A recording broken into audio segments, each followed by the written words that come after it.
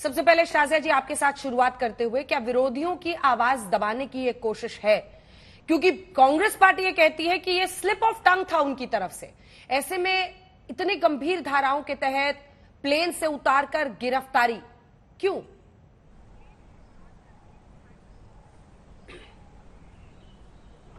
देखिए, पवन खेरा जी को क्यों अभी माफी मांगनी पड़ रही है, क्यों उनके वकील को कहना पड़ रहा है कि वो जो शब्दों का उन्होंने प्रयोग किया था वो शब्दों का इस्तेमाल नहीं किया जा सकता? क्या वजह है कि पवन खेरा अब अनकंडीशनल अपॉलॉजी कर रहे हैं? क्या वजह है कि कुछ जो शिकायत करता है उसने बाकायदा इन धाराओं के तहत ये शिकायत दर्ज की है?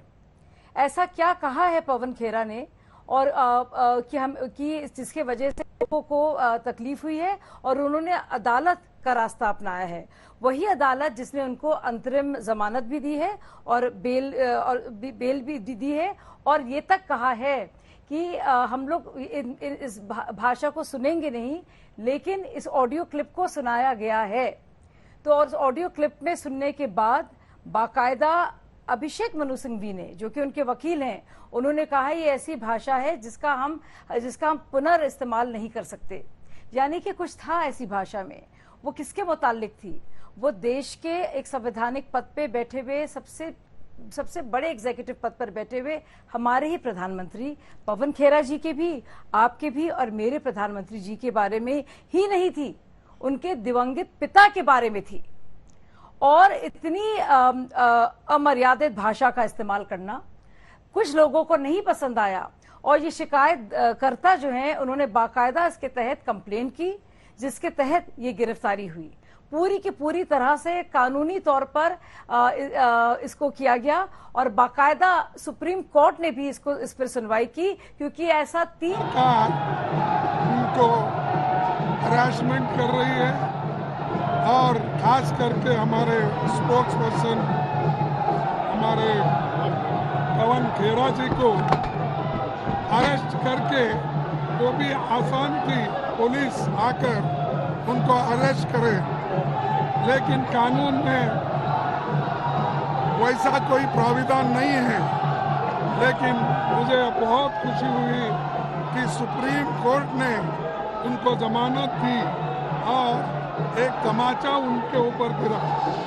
ऐसे इंसिडेंट जो फुजूल जनता को भड़काने का काम ये जो बीजेपी सरकार कर रही है, इसका मैं खंडन करता हूँ, और ऐसी चीज़ें डेमोक्रेसी में नहीं होना चाहिए। हम जब पार्लियामेंट के अंदर बोलना चाहते हैं तो भी ये लोग हमको बोलने नहीं देते, जब हम अपनी बात बाहर रखना चाहते हैं तो उस वक्त भी बोलना चाहते हैं, हमको बोलने नहीं देते।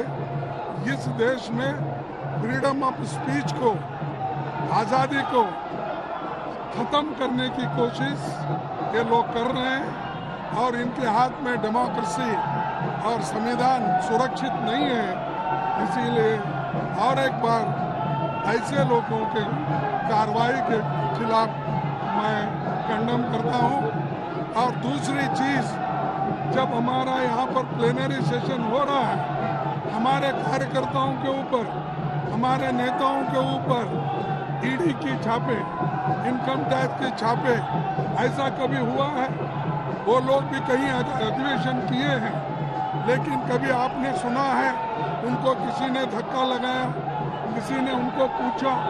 लेकिन यहाँ हमारे इस प्लेनरी सेशन को खत्म करने के लिए, इसको नहीं होने देना, इस तरीके से वो कोशिश किए, लेकिन जनता मजबूत है, और छत्तीसगढ़ की जनता और चीफ मिनिस्टर, कांग्रेस अध्यक्ष और तमाम उनके साथी मिनिस्टर्स, सभी लोग एक होकर सरकार का भी मुकाबला कर रहे हैं, और ये हमारा प्लेनरी सेशन यशस्वी बनाने के लिए पूरा वो काम कर रहे हैं। धन्यवाद।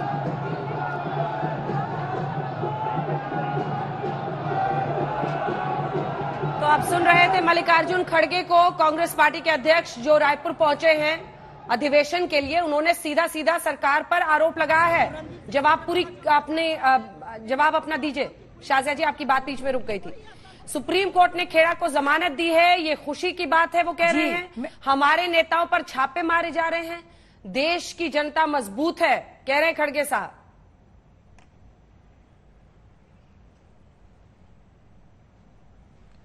बिल्कुल, जनता भी मजबूत है, सुप्रीम कोर्ट भी मजबूत है, और जो इज्जत है हमारे देश में संवैधानिक पदों की, उसकी मर्यादा भी बरकरार रखनी है और उसको भी मजबूत रखना है। इसीलिए सार्वजनिक जीवन में पवन खेरा, जो कि अध्यक्ष है बाकायदा कांग्रेस के मीडिया सेल के, उनके इस तरह का बयान जो बाकायदा टारगेट करता है और प्रहार करता है और प्रधानमंत्री पर, उनके पद पर, और वही नहीं उनके दिवंगत पिता पर एक बहुत ही अमर्यादित टिप्पणी करता है।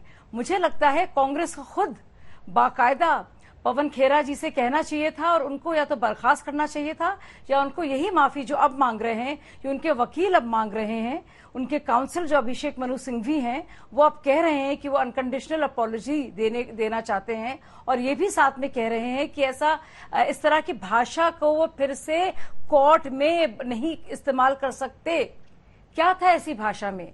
क्या कुछ कहा गया था हमारे आदरणीय प्रधानमंत्री जी के बारे में, जो सबके प्रधानमंत्री हैं? देखिए, पॉलिटिकली प्रहार, हल्ला बोला जाता है, जरूरी है, लेकिन आप किसी के दिवंगत माता पिता, जिनका कुछ लेना भी नहीं था राजनीति से, आप उनका नाम क्यों लाएंगे?